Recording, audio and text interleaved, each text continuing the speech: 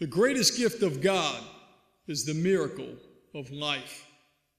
And the greatest mistake we ever made as a nation was allowing politicians to reduce that miracle to a choice. The title of my piece, ladies and gentlemen, Liberals Dream, the Pro-Life Scheme, Conservative Hopes for an Honest Fool. Allow me to begin by saying there was a time in my life when I openly played the honest fool.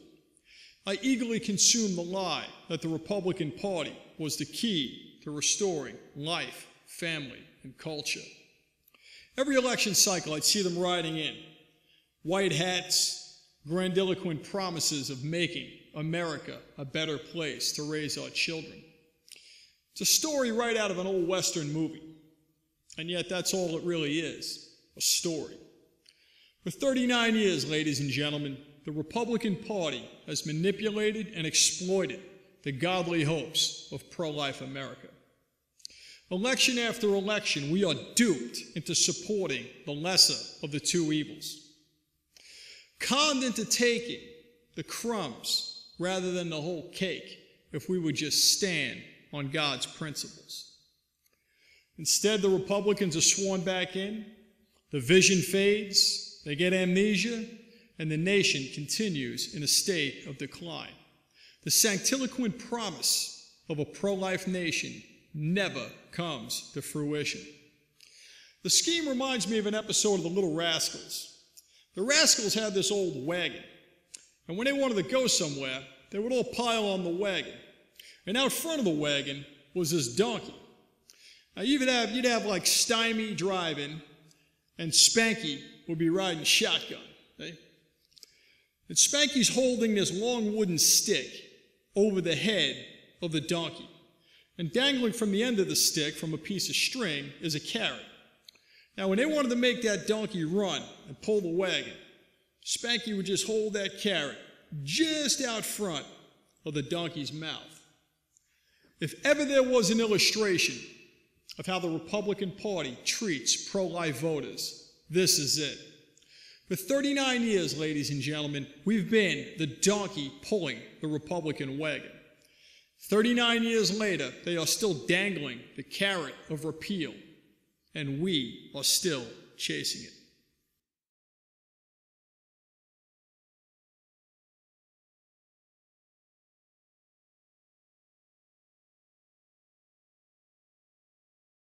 The real question is, why would the Republican Party repeal a law that they created? And why did they create it in the first place? Throughout history, Christianity has been the guiding light of our nation. Christianity has produced a healthy, vibrant, prosperous society. However, somewhere along the line, the simplicity of arrogance introduced the idea that liberalism and socialism were more qualified than God to guide humanity. The liberals quickly began a scheme to drive Christianity out of the Democrat Party. Political hostility toward Christianity was in full bloom, and the goal to relegate Christian political influence to one party was well underway. Undoubtedly, the bait used to drive Christians out of the Democrat Party and into the Republican Party, where they currently sit bound and gagged at the hand of the liberal Republican vanguard, was undoubtedly Roe versus Wade. The road to the abortion law began on May 23, 1970, in the Fifth Circuit Court in Dallas, Texas. Despite the fact that the pro-abortion movement had been in full swing for many years, Republican President Richard Nixon continued to appoint pro-abortion justices to the U.S. Supreme Court. They were Warren Burger, Harry Blackmun, and Lewis Powell. Take note, the first three justices Republican President Richard Nixon appoints were all pro-abortion. And to further ensure that abortion would be legalized in America, Republican President Richard Nixon nominates Warren Burger as Chief Justice to the U.S. Supreme Court. The plan was later supported by Republican myrmidons in the Congress. From start to finish, ladies and gentlemen, It was the Republican Party,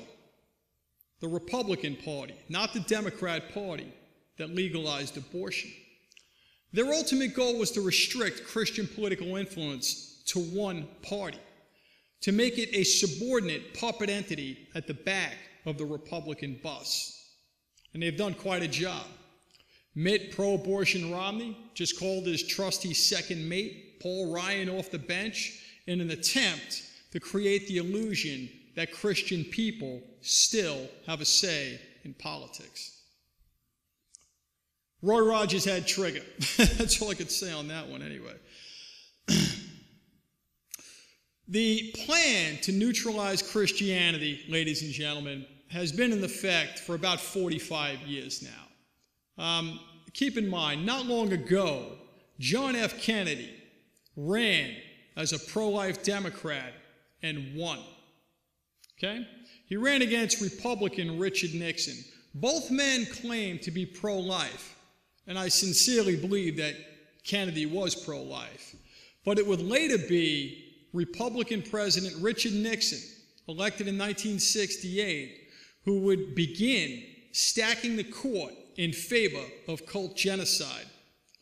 39 years later, they still employ the promise of repeal as bait to harvest votes. And they will continue to do so as long as we, the honest fool, allow them to get away with it.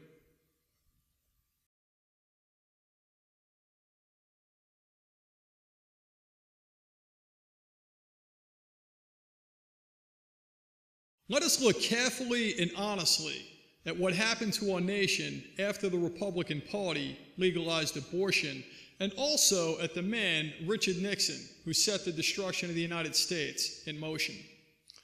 Up until the abortion law, the United States had never been defeated in battle.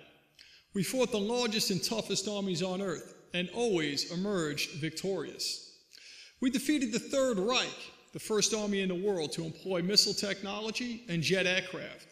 We swiftly conquered the Spanish during the Spanish-American War. We even went on to successfully divide North and South Korea and create a prosperous free society in the South. Today, despite having the largest military budget in history, we're having a hard time defeating third world enemies. Doesn't make any sense. On January 27, 1973, only 5 days after the Republican Party legalized abortion, Richard Nixon adopts the first ever Treaty of Defeat in France, which called for the withdrawal of all U.S. forces and Allied troops from Vietnam. The mighty U.S. military was being betrayed, and our brave soldiers would return home and face harassment and ridicule after patriotically answering the call to duty. Richard Nixon took us off the gold standard, and gasoline prices began to skyrocket. The U.S. national debt in 1973 was around $450 billion. It is now approaching $16 trillion. Richard Nixon opened up trade with Red China, a trade alliance which is bankrupting the United States and abolishing the American middle class. When corporate Republicans granted China most favored nation status for trade, it led to tariff abolition, which gave American companies the green light to commit economic treason against the American middle class by outsourcing their jobs to communist China, the abortion capital of the world. The charge to allow American companies to manufacture in China for pennies on the dollar and ultimately export to the United States tax-free was led by the last Republican administration. Like it or not, ladies and gentlemen, the greatest supporters of abortion and totalitarianism today is the Republican Party. Ladies and gentlemen, let us carefully recognize, honestly recognize the curse abortion has placed on the land. To ignore it would be incredulous.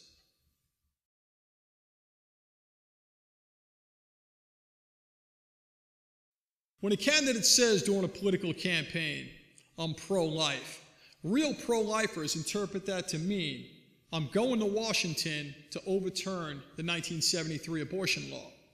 And if that's not what it means, then don't exploit the sanctity of life to dress up your dirty political image. We are not called to be accessories of the beast. There is no constitutional mandate on the size of the U.S. Supreme Court. It began with 6 justices, had 7, went to 9, went to 10, and back down to 9. Meaning previous Republican majorities could have expanded the court and easily overturned the law. Ladies and gentlemen, this is going on and on and on. 39 years later, we're on this roller coaster. We're still waiting. We're still waiting for the big victory. And 39 years later, and literally billions of dollars in donations later, where are we? We're still standing right where we were. That's where we are. It's just been one major disappointment after another. There are many reasons why the abortion law is unconstitutional. I could overturn it 3 different ways. You put me in office, and I will end the genocide, guaranteed. Write it down. Write it down. Ladies and gentlemen, I can tell you right now, Mitt Romney has no chance of winning this election. There's no chance. He's 8 points behind Jimmy Carter on steroids. He's 8 points behind the worst economy in history. 8 points behind the highest national debt, the highest rate of inflation, the highest unemployment rate, the highest gasoline price, depreciated credit rating in the United States for the first time in history. Right? We've got double the number of people on food stamps right now. The lowest wages in history. Okay? Jimmy Carter's economy wasn't half as bad as what Barack Obama has produced here in the United States. Mitt Romney is 8 points behind the worst economy in history. He's not 8 points behind John F. Kennedy. He's not 8 points behind Harry Truman. Okay? It's time for us just to face reality. Okay? The polls are clearly showing Mitt Romney is not going to win. All right? So don't go for I know some of you, I'm going to play it safe with the Republicans. You're not going to be playing it safe with the Republicans. I'll tell you right now. You're going to be throwing your vote away, and you're going to be disappointed again. So I'll tell you right now, the Republican Party has no ambition to win this election. Why, I don't know. But I'll tell you this. Mitt Romney is everything that does not excite the Republican base. He is everything that does not excite the Republican base. So why they ran this guy, the whole thing is kind of sketchy to me. But anyway, ladies and gentlemen, I'll end with this. You could hang a Harvard, Yale, and Princeton degree on Barack Obama and his most sagacious economic strategies. Not that they're very sagacious, we've seen them. But you could hang a Harvard, Yale, and Princeton degree on this man. And I'll tell you right now, his best economic strategies would still be chasing their own tail. Man will not devise a solution to our economic problems that is more sophisticated than God's curse. If we don't turn from the ways that have cursed the land, our children will be pulling rickshaws. It is time, ladies and gentlemen, to restore our greatness and resume our stature as the superpower of the world. Thank you.